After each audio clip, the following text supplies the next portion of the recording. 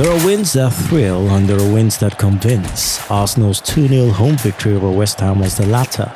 Methodical, mature, maybe even mundane in its predictability, but that's precisely why it mattered. Arteta's 300 game in charge carried an air of inevitability. The Emirates crowd came not wondering if Arsenal would win, but how cleanly. West Ham arrived in search of redemption under a new manager, but left with the same crisis of confidence, one that no amount of tactical tinkering can mask. From the first whistle, Arsenal's rhythm was deliberate. They didn't rush, they probed. The ball flowed from Saliba to Rice to Eze like a well-rehearsed prayer. And when Rice, the man once adored at the London Stadium, turned in the rebound from Eze's effort, it felt poetic. Zubimendi. Here is Saberieta! And Declan Rice on the follow-up! And he scores against his former side yet again. He didn't celebrate widely and he didn't have to. Sometimes football doesn't need fireworks to tell a story. The goal itself was narrative enough. The prodigal anchorman scoring on the 90s manager reached the milestone.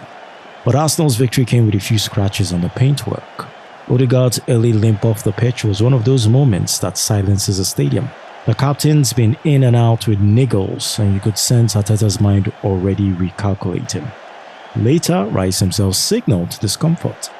If both men are sidelined, Arsenal's midfield, usually a machine of balance and precision, might start to look fragile.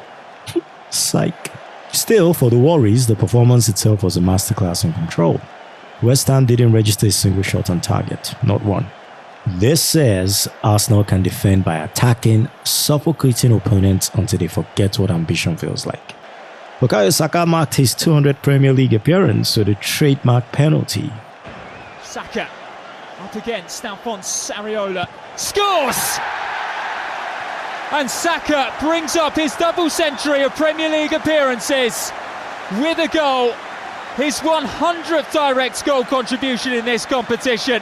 Arsenal star boy takes centre stage. No fuss, no nerves, just that quiet assurance that has become his brand. At 23, 24, thereabouts, he already embodies the club's dual identity. Youthful yet serious, expressive yet efficient. And what of West Ham? They looked like a team in transition, not between managers but between ideas. Their press was half-hearted, their counter-attacks hesitant. Even when they won the ball, you could almost see the question marks floating above their heads. Off the pitch, Arteta had 300 games, Rice facing his past, Saka stepping further into leadership. Each thread weaving into Arsenal's broader narrative, one of patience, rewarded, and identity restored. This was not your usual win that's, just about highlight reels. This is the type that shows you, you'd be like, see these people there, they're serious. Now, if there's a cloud though, it's the fitness toll. Arsenal's control sometimes feels like it comes at a physical price. They don't just dominate, they grind. But for now, the table smiles on them. Top spot, clean sheet. A moment that whispers rather than shouts that we're here. We're ready. When you look at those numbers, 200 games, 100 goal involvements, I mean, it's unbelievable at his age, what he's doing, the manner that he's doing it as well. Really impressive. That's the kind of place that we need to achieve what we want. I don't really like to linger on these things, but it's a beautiful achievement. I'm really proud of that. Obviously, 200 games for Arsenal in the Premier League it's a really big moment. So yeah, I'm going to enjoy it, and it was nice to get a goal as well and get the win.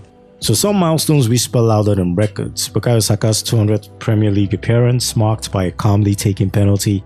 And Arsenal's 2-0 win over West Ham, a quiet, unbothered declaration that the academy kid who once filled gaps now defines an era. At 24, Saka has already achieved what many players chase into their 30s. 200 league games, 100 goal involvements. The 7th youngest player in Premier League history to reach that appearance account. Now, one of only 2 Arsenal players after Thierry Henry to score on his 200th outing. Numbers alone don't capture this evolution. Saka's story is about consistency, the kind that endures week after week, competition after competition. He's there. The calm in Arsenal's storm, the boy from Highland who turned potential into pattern. He plays football the way great musicians play instruments. His footwork is intelligence in motion. Against West Ham, he drew fouls, stretched the defense, and converted his penalty like he was late for a meeting. And that's what sets him apart. He's become Arsenal's standard, and not their surprise. When others falter, Saka steadies the ship. When the team lacks rhythm, he provides melody. You can trace Arsenal's entire evolution under Arteta through Saka's maturity. The teenage winger who once looked up to Aubameyang now looks every inch the leader himself. What's most striking is how uncomplicated his greatness feels. He trains, he plays, he delivers. In a football culture addicted to noise, Saka's silence has become his signature. Reaching 200 appearances by 24 tells another story too, and that's one about trust. Coaches trust him. Teammates depend on him. Fans, whether calm or furious at halftime, still believe in him. That kind of reliability is rare in modern football, where hype burns faster than legacy builds. And perhaps that's why this milestone feels more symbolic than statistical. Saka represents something Arsenal hasn't had since Henry, a player who embodies the club's entire identity. Young yet wise, stylish yet grounded, local yet world-class. He's the hinge between Arsenal's past and its promise, proof that youth development wasn't a dream sold to fans, but a vision fulfilled. Up Gunners!